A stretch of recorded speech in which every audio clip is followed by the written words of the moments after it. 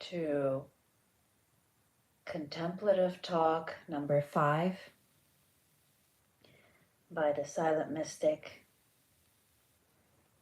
Thank you for tuning in. I invite you to find a comfortable position that feels relaxed and alert.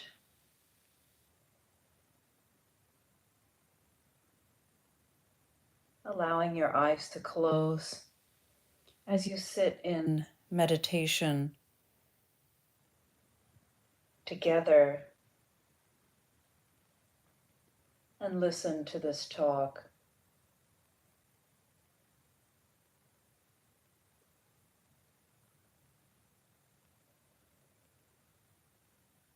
There will be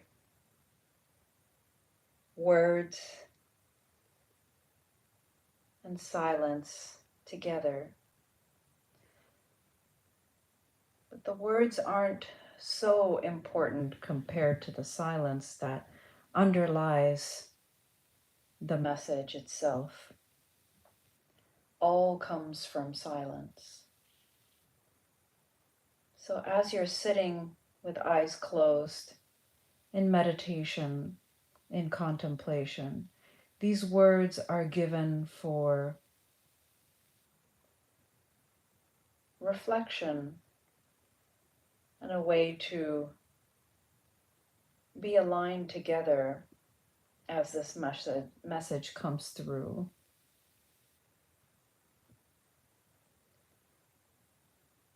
The message comes from the stillness of the divine.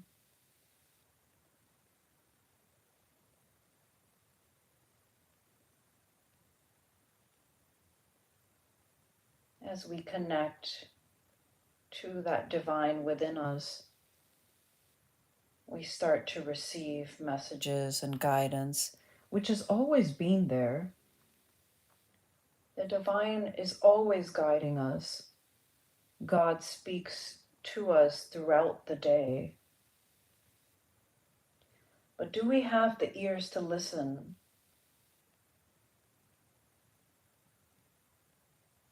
Some are tuned in very deeply.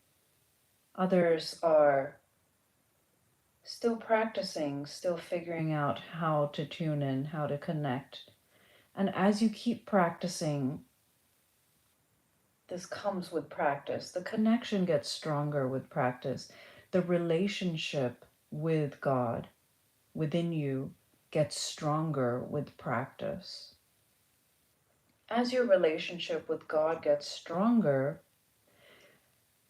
you become more detached from the world. You start off this life with a deep attachment to the world, because what is born in this world as a person is the ego mind. The ego mind has an insatiable attachment to this world, the things of this world. It wants to grasp and cling to the things of this world. So it has many attachments.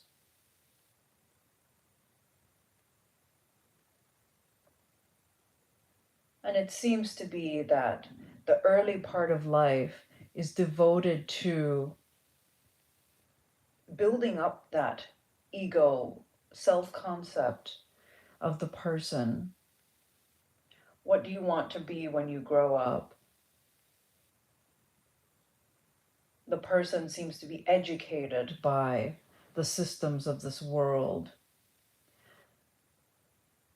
with the so-called knowledge of this world.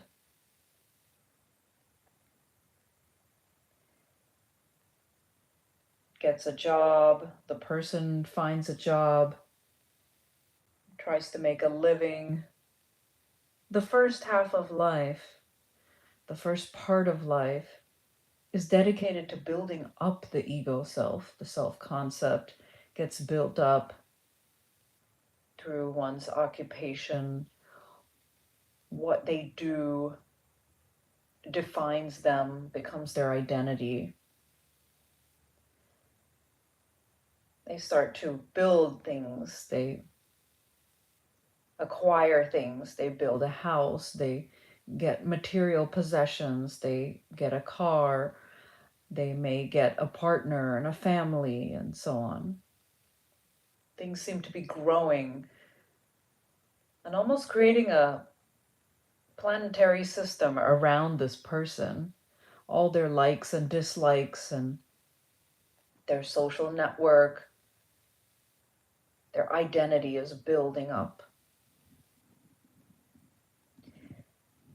And then at some point, as the ego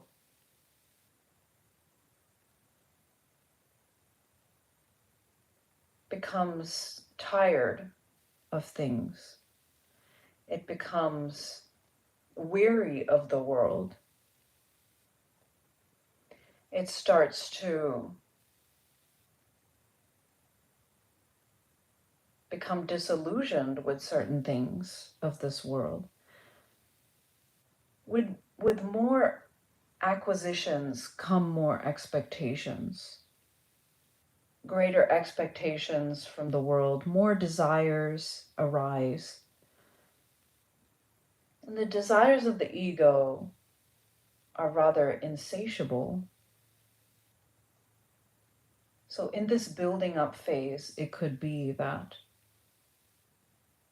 the person starts to feel their desires are increasing, and maybe they are fulfilled sometimes, and other times not. And it starts to feel like an endless treadmill or an endless carrot on a stick that one is chasing. And perhaps there is a moment in one's life where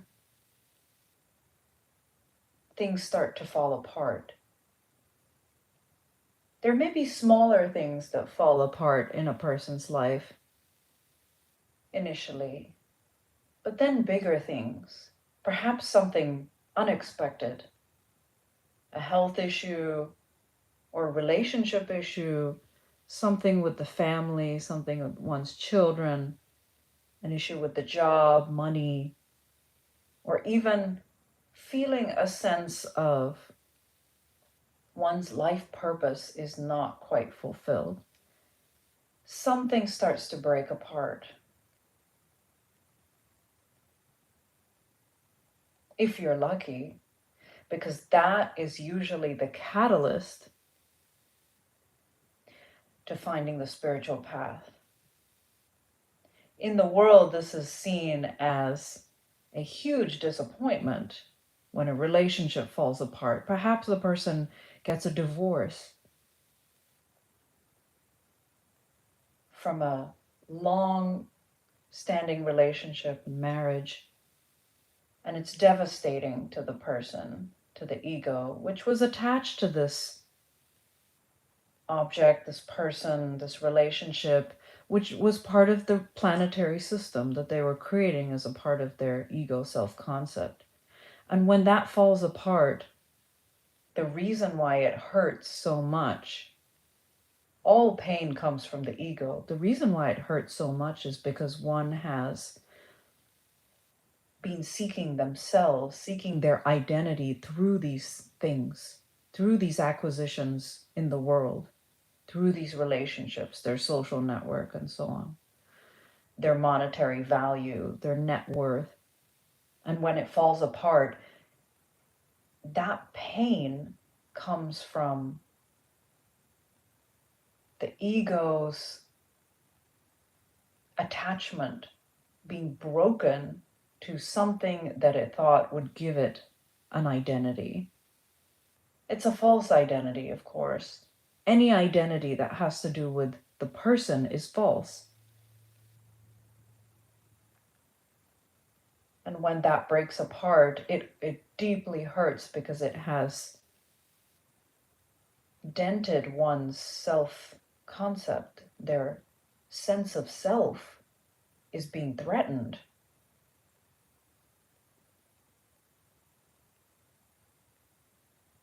And when this happens, one goes seeking And perhaps initially that person goes seeking in the world. They may seek another relationship, or they may seek certain objects or patterns or behaviors in the world that serve as a kind of self medicating or self coping device for this loss. It could be in the form of food or alcohol or traveling, or perhaps replacing that fallen relationship with another person. Perhaps the next person will complete me finally. And this may go on for a while until this mind realizes that this is not the solution either. Because there starts to be a pattern where things keep falling apart. And it's evident that nothing really lasts in this world. And when nothing really lasts, this mind that has been hijacked by the ego thought system, it starts to feel very disillusioned. What is this world all about? Why am I doing all of this? All of this feels meaningless. Why am I living this life? Why do I have this family? What am I striving so hard for anyway? It starts to question. Things start to feel meaningless as they keep falling apart.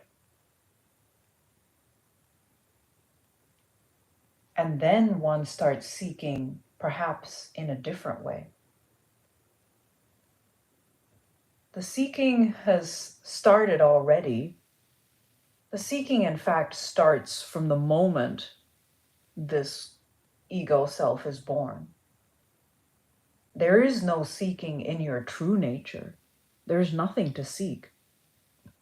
But when you're living as a false self, as the ego self-concept, as a person in a world, you automatically have denied your true self, and therefore, by default, that part of you that wants the truth starts seeking.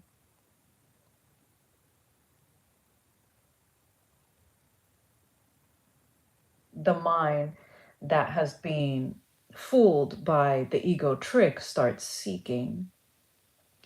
And the ego also likes seeking, but the ego's motto is seek and never find. Why? Because the ego seeks in the world. The ego seeks outside. And what you are seeking can never be found in the world. And this is why I invite you to keep your eyes closed as you listen to this talk, because actually, anything you see in the world is not the answer. And this talk itself, it appears to be outside of you, consumed by the five senses, consumed by the sense of hearing.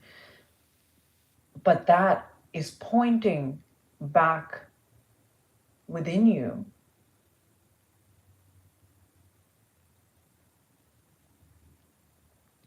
So the ego loves to seek outside, but never find what you're looking for. It's always playing hide and seek with itself. So this is a perpetual trap that this collective mind has fallen into. Always seeking something in the world, seeking that happiness that we seem to have lost in God, in our true home in heaven, in nirvana, in moksha. We are seeking something that we cannot even remember. Our true home. Can you remember it? Maybe not, but you are seeking it every moment.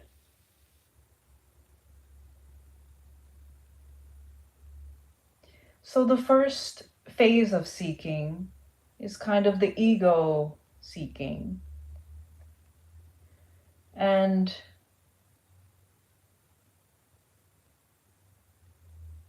it seeks in the world. After things fall apart, it seeks to replace those things with more things, with new and better things, with a better relationship, with a better job, with more money, with a different car, with a different school, moving to a new place, change of scenery. All these things are usually the ego's forced attempts to keep it going, keep this illusion going. Seek but never find.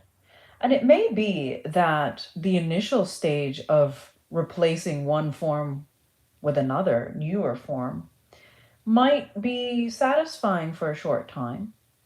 New relationship feels exciting, and a new job feels exciting, a new place, a new home. There's something new to focus on, the new object of special love, you could say. In other words, idolization. There's a new object to idolize in this world and put all your hopes and dreams onto, believing that that will complete you, believing that that will take you home.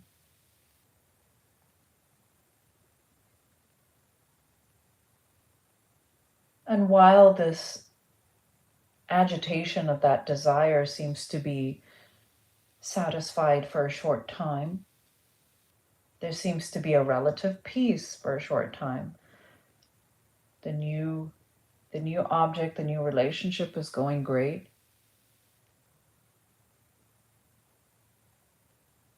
And then there appear to be cracks, once again, in that new object, the new relationship, the new job.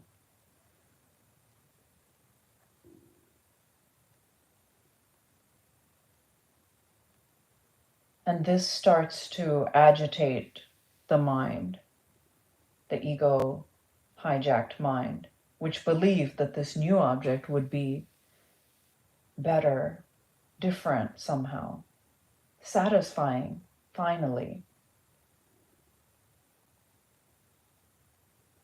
But the mind that has not gone inward to heal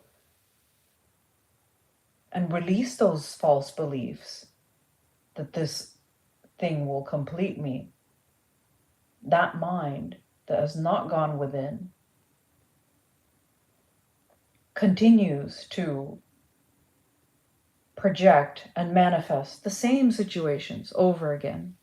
The mind that has not learned the lessons that God is giving us, the spirit, lessons of the spirit, the mind that is not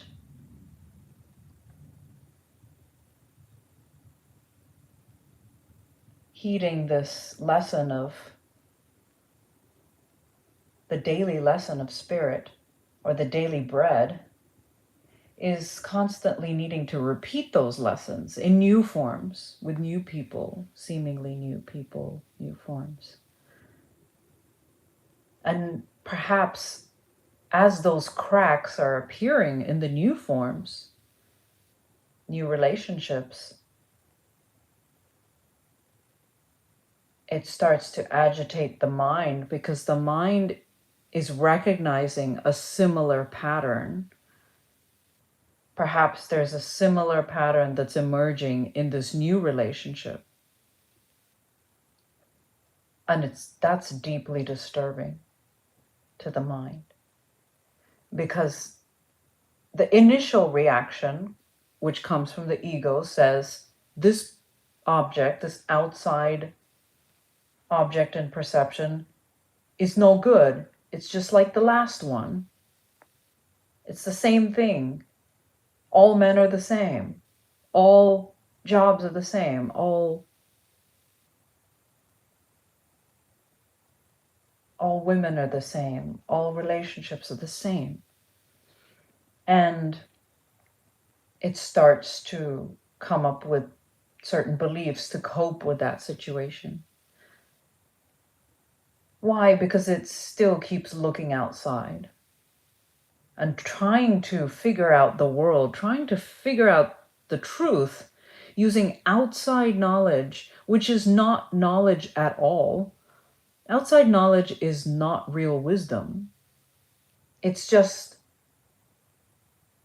information about the dream. It's just the dream mechanics that have been fed to us. It's just learning about the matrix, basically, and it has very limited scope and usefulness. That's not where the true wisdom comes from. The mind keeps seeing its same patterns projected in new situations and relationships. Then it becomes disillusioned again. It might let go of those. And as this goes on for some time, it starts to feel like maybe there's something wrong here. And if the mind is mature enough to not try to harm or end the body's life, it will start to seek in a different place. Maybe it starts to see guidance from spirit in the world, symbols, signs and symbols in the dream that are pointing towards the spiritual path.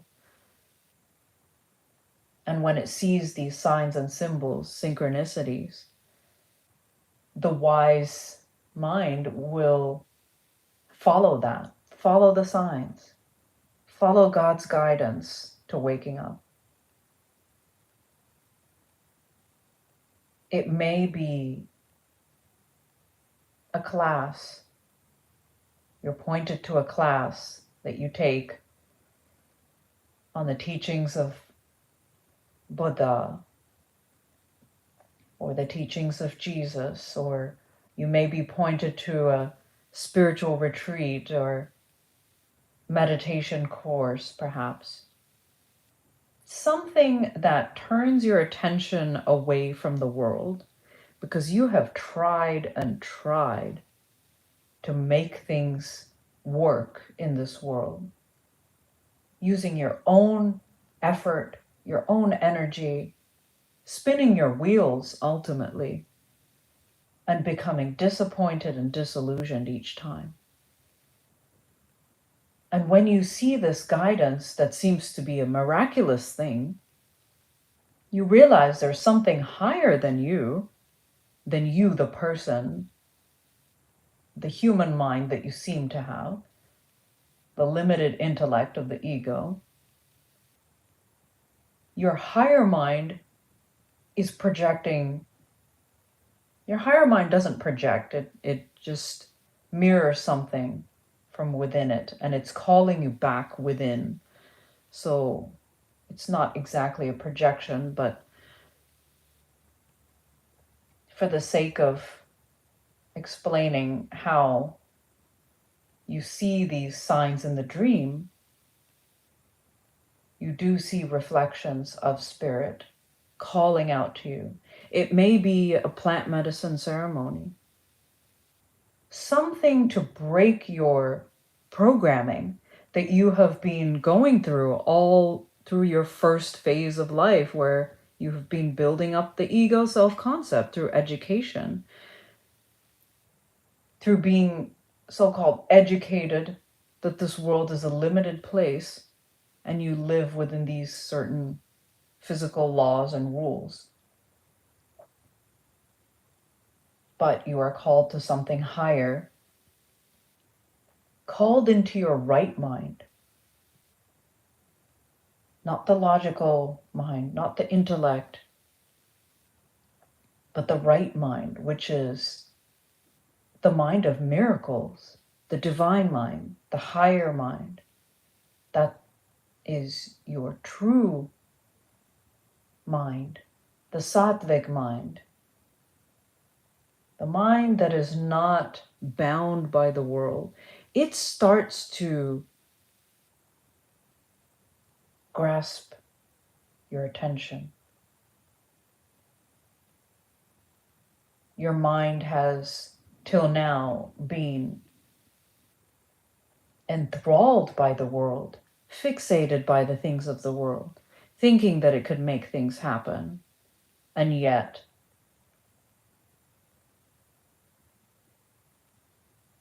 now there's something else that has your attention. God has your attention now.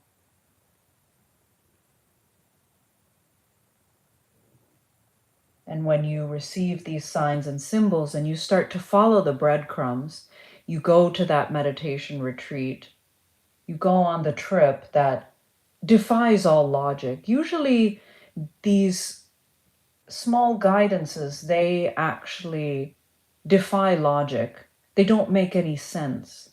Perhaps you had a health diagnosis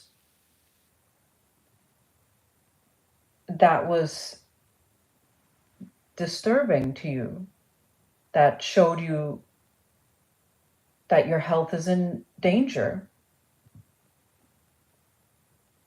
And you were guided all of a sudden to go on a meditation retreat instead of going to the doctor. It defies logic. Now, it's not to say that as soon as you go on the retreat, it's 100% guaranteed that something is going to happen with your medical condition, but it's some sort of guidance and catalyst that will set you on a completely new path.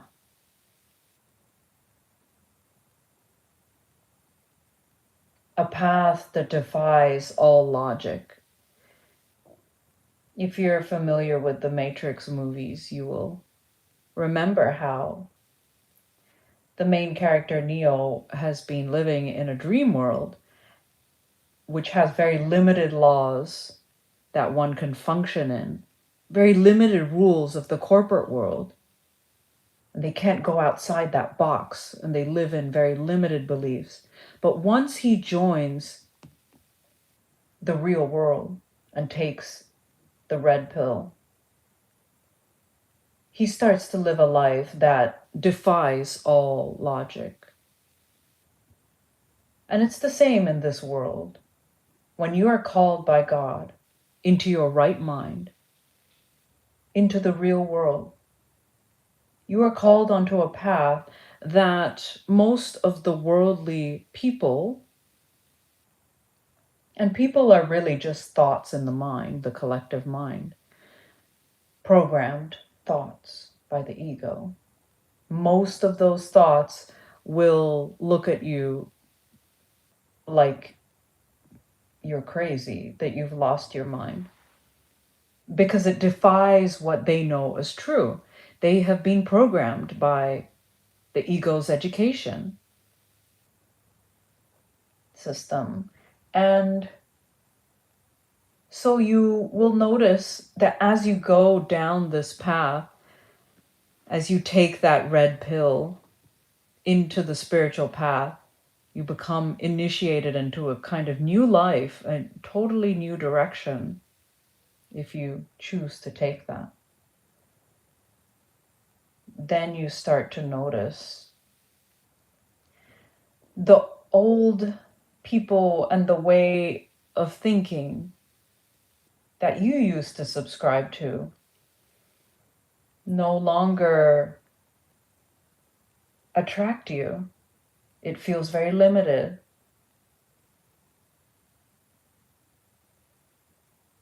You may notice those old relationships are falling away. Your mind is expanding into the infinite awareness that you really are. and you no longer can be trapped in the mind of a human being, because you are not a human being. That is not who you really are. As your mind starts to expand, those old people and relationships may start to fall away. They might initially put up resistance if you're in contact with them, because everything that you do now, everything that you are being guided to now, contradicts their belief system. So it threatens what they know as true. Your new life threatens what they are living. And so you are starting to enter the world of miracles, a new science, a divine science of divine laws of God. You are starting to learn these things as you go into these spiritual paths. You wonder why this world never taught you these things. You were never exposed to these things early on. That is by design. That is the veil of the ego world and the way that it has blinded you from the truth.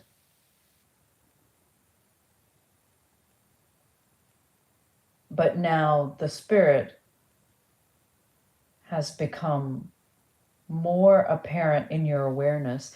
And this is all by your own desire.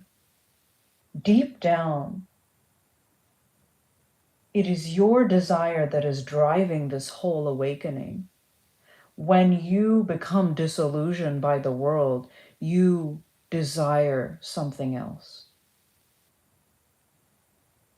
And after the world and its objects and its new shiny relationships and jobs, after they prove themselves to be rather temporary and they don't work out, and you start to realize that things are quite impermanent and changing in this world, where there's nothing that you can put your permanent faith in this world. Everything arises and passes away. Everything disintegrates after a while. And when you realize that there is nothing that you can put your faith in eternally in this world, your desire has become different. Your desire has changed. So that is the core underneath this entire awakening that is happening. It is by your desire that spirit becomes apparent in your vision in this dream, because you have wanted it. And it is even your desire that those false things of the ego world were to fall apart. No matter how painful it was, that was also your desire, because you desire to wake up out of this world and to go home. That is your true desire. And until that is achieved in your awareness, that desire will always be there.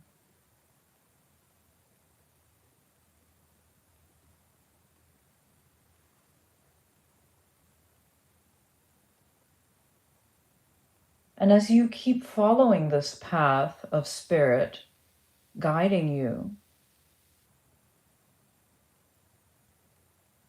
you may come into a new spiritual tradition, a new religion, whatever it is that helps you. Your mind starts to expand more and more. And of course, in the spiritual world, there are even more traps of the ego. The ego starts to rear its ugly head in the spiritual world too. And that is only in your own mind. You may start seeking something in the spiritual communities, such as wanting recognition or validation for spiritual progress in healing. You may seek the validation of an outside figure. You may start to idolize or give your power away to a so-called authority figure or teacher. Again, this is another trap. These are the same patterns that you have been playing out in the world. Now it's playing out in the spiritual path. And this may go on for a while. You may realize that there are many patterns in your mind that are playing out again, projecting onto the dream. What used to be your job, perhaps toxic relationships in your job, a hierarchical system, some sort of corruption. Perhaps you left the job behind, you joined a spiritual community. You may start seeing the same thing in this spiritual community. You may start seeing narcissistic behavior, abuse, all those things in a different setting now. Just because you have joined the spiritual path doesn't mean your problems have disappeared. In fact, they become more apparent in your awareness now. And the lesson here is to continue to always go inward, to always remember this very simple teaching that the kingdom of heaven is within you. It's not outside. So remember not to put your power, not to give your power away to anything outside. And to recognize that any difficulties, any suffering in this world that you encounter is only a message for you to come back within and rest in God. Give God all of your suffering, your difficulties within, not outside. And this is a lesson that may take many years to learn. People spend many years in spiritual communities and such, trying to chase that same recognition, reputation, fame, wealth in those communities, the same things that they were chasing in the corporate world. They want to climb the ladder, the corporate ladder, but in a different setting, in the spiritual setting. They may feel a sense of competition with other spiritual seekers. They may feel a sense of superiority or inferiority as they compare themselves with others. Again, this is just the ego in the mind that has been doing the same thing in its previous life or in its previous phase of life of building up the ego. Now it's doing it in the spiritual settings, spiritual world. But this is all a lesson. It's all part of the curriculum. It's all part of the learning. And as one even becomes disillusioned by the settings in the spiritual path, perhaps the yoga community, perhaps it was the meditation course, seeing the same kind of dysfunctional patterns of the ego thought system in these settings. What is going on, says the mind? Why can't I find peace even here? Maybe there was some peace, some relief that came from those practices initially. But of course, those old mind patterns will continue to be projected into the dream, where one has to face those things and realize that those things are being projected from within.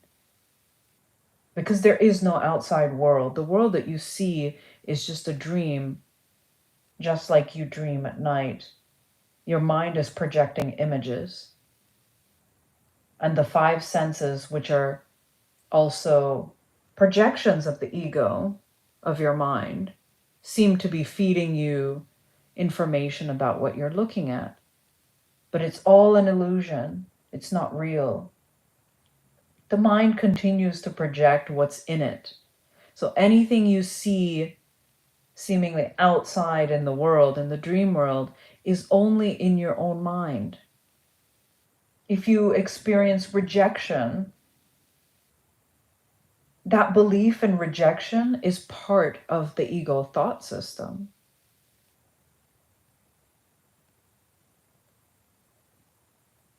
The ego thought system is everything unlike your true nature. It is everything unlike God. That's why another word for it is Satan or the devil. It is completely unlike God.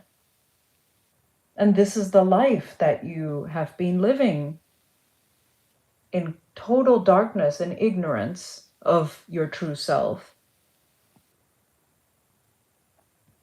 As you keep seeing the ego thought system being projected as a world, as images, as dream characters, and you see the same things, you start to realize,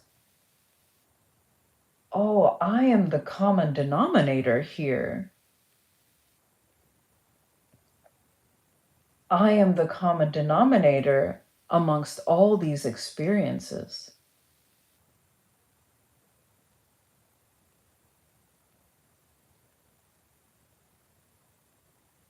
It is my mind that seems to be traveling around to these different settings and experiencing these different things.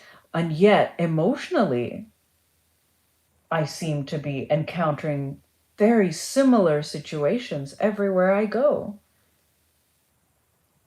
And initially, I blamed the outside world, but now I decide to look within.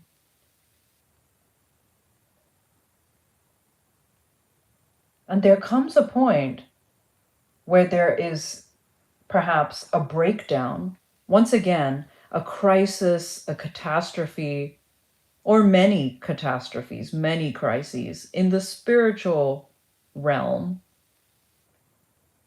just like the one that you had in the world.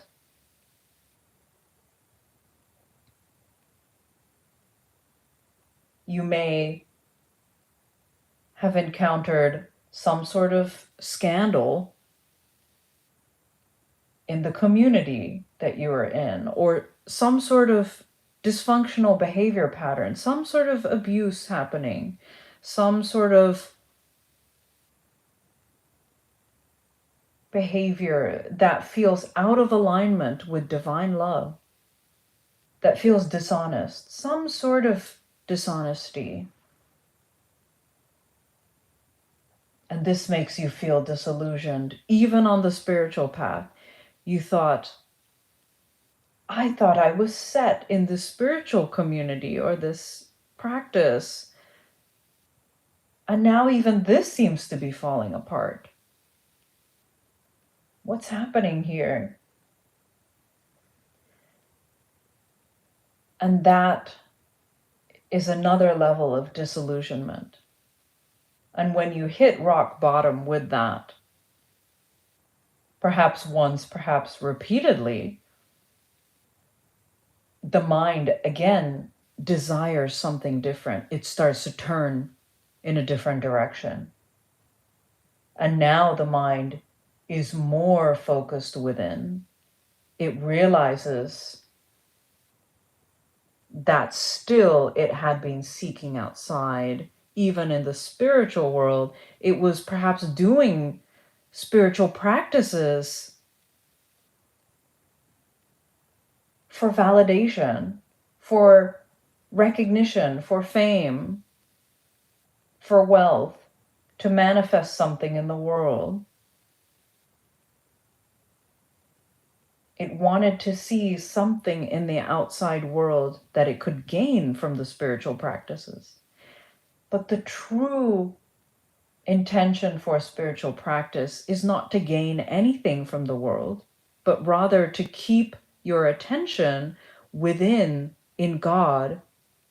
And when you seek first the kingdom of God, everything else that is in the world, everything else will be added onto you. You will be taken care of. But first, go within. And as you start to become disillusioned with the spiritual path, with the communities and the practices that your ego mind had been using to once again gain some sort of recognition, something that the ego wanted to add to itself, to acquire,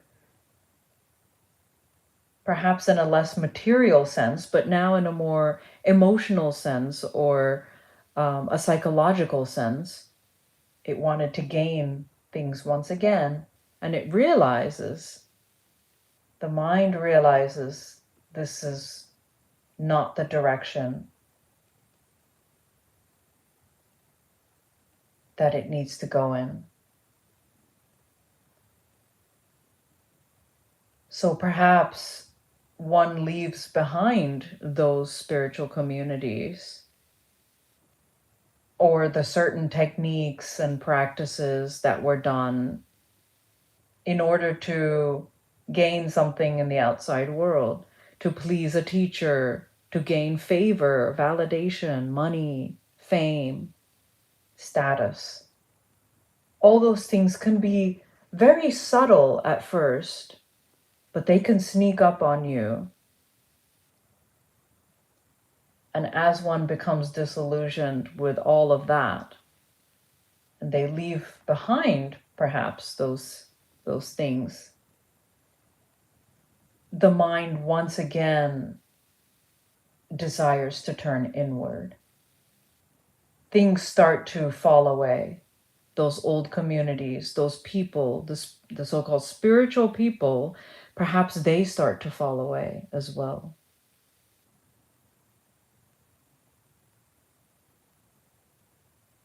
And each time it feels like you're at a crossroads, alone with yourself once again, but alone with God who is guiding you.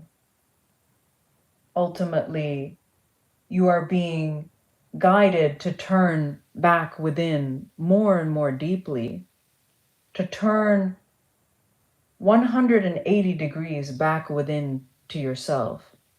And perhaps each time you're turning a little bit more, a few more degrees back toward God within.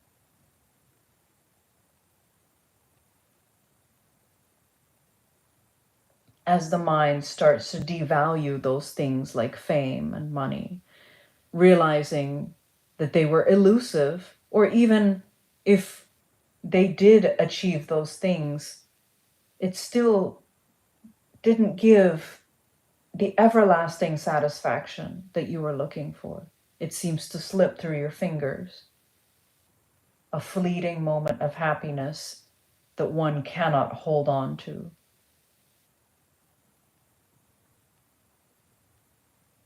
So the spiritual path ends up being an ever turning more and more within.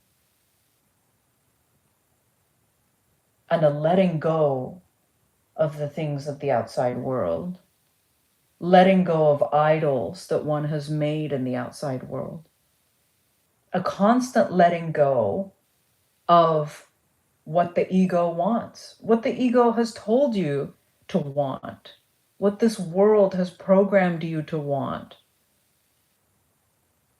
Those are not your true desires. You only have one true desire, and that is to go home, back to God, where you truly belong, to feel and exist within your true self of infinite love, infinite peace, and happiness. And this can only be found within yourself. The spiritual path becomes a constant letting go of everything that you thought you wanted and needed from this world, and an ever turning within to look directly back at the light that's shining within. And you may notice the first rays of that as you start to continue to turn back within. You notice miracles, more miracles happening as you are going into this right mind of yours, which is in the world of the abstract. When you have your eyes closed, there are no forms to look at. Everything appears like blank, and in a blank blackness, it's the huge world of the unknown, which you have no idea which way is up or down, and that is the realm of spirit or God or the divine. And that is the realm that scares the ego, that scares the ego hijacked mind. The mind that has been fooled by the ego is terribly afraid of going within because it is afraid of its own annihilation, of surrendering itself. And this is why the ultimate practice is to turn within. And sitting in silence every day for some time to look within is an excellent practice to getting to know this realm of the unknown, this realm that the world has told you don't look there.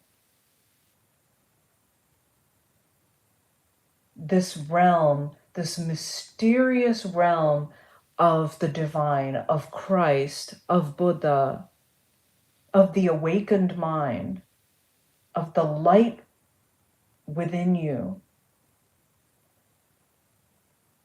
This realm of mystery is calling to you to turn back and look.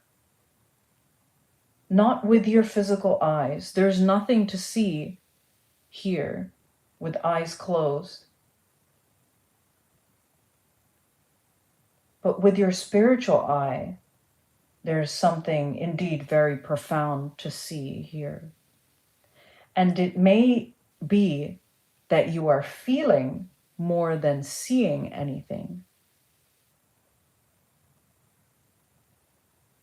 And when you feel the shifts and the changes within you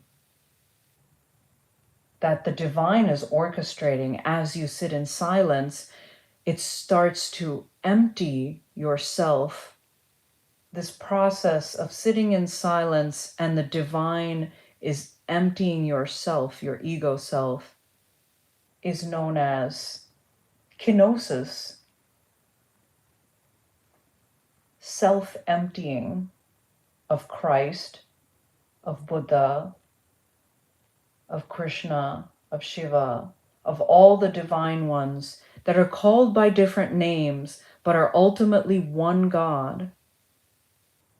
That God is emptying the mind of this ego thought system is constantly purifying your mind as you sit in silence. In the same way that a fire burns away impurities, silence is like fire that purifies your mind. And this takes consistent practice of sitting with yourself. It's a relationship with the divine. Think about a relationship that you have in the world, how much time you invest in that. It takes a lot of investment, consistency to get to know something deeply. And now you are in a relationship with the divine as your mind has decided to finally turn further and further inward.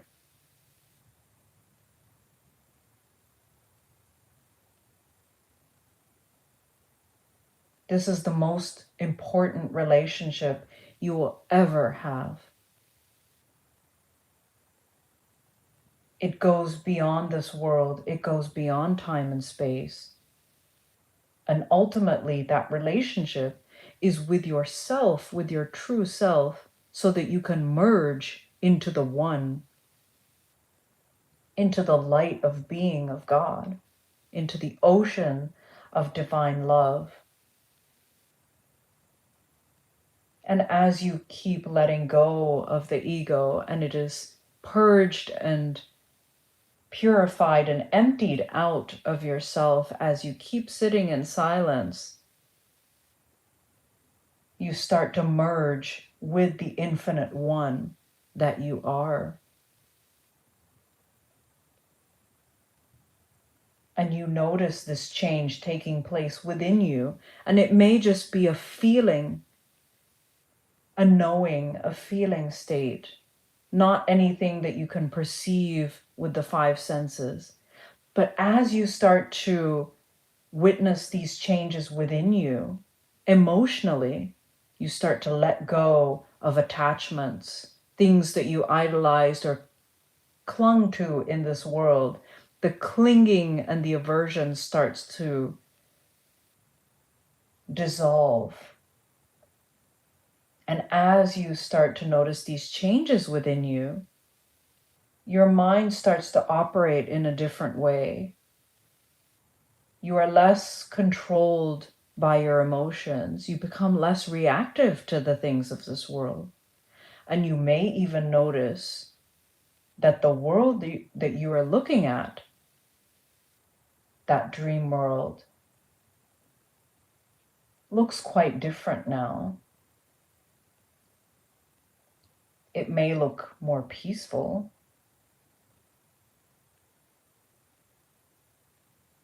And the reason for this is because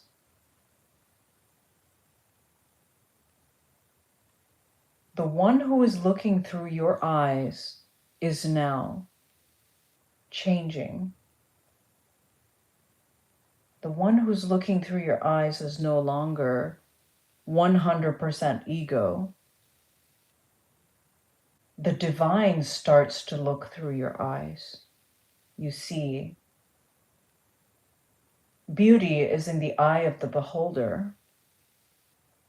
When you look at a peaceful world, when you look at a kind, friendly,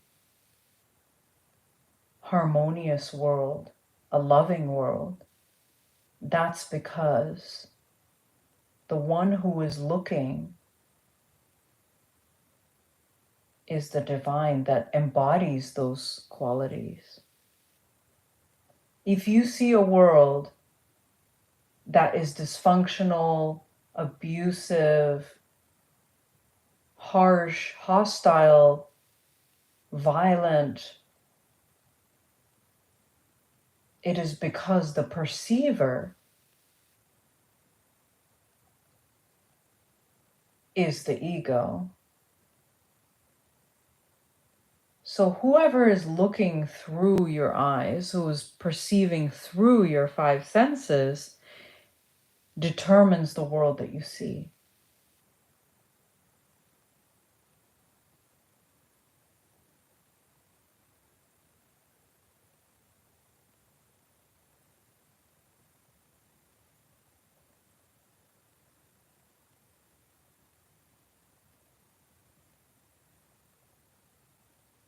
Blessed are the pure in heart, for they shall see God.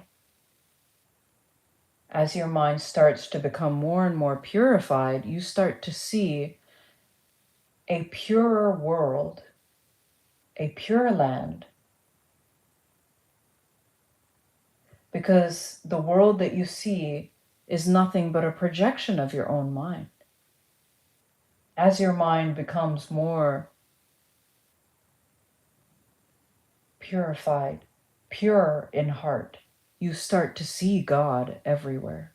You start to see the divine in all of these people, in all of the situations that you encounter. You start to see the hand of God.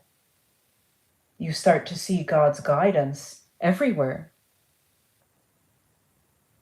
You start to see miracles. God's voice is speaking through everyone.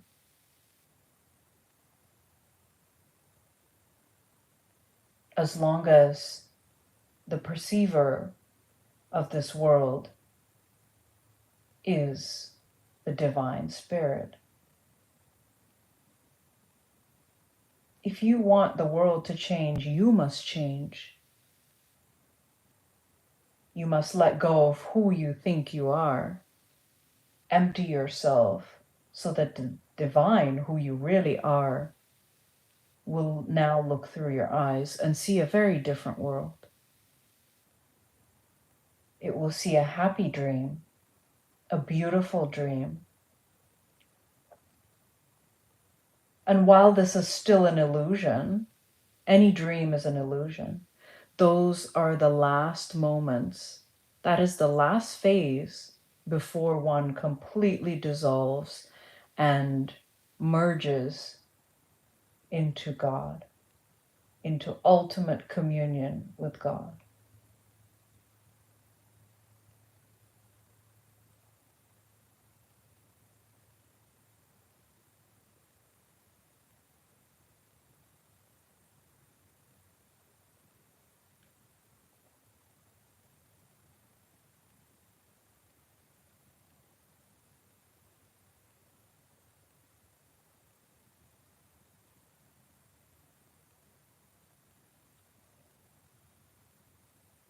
May you walk this path with wisdom and guidance, and may you have the ears to hear the guidance,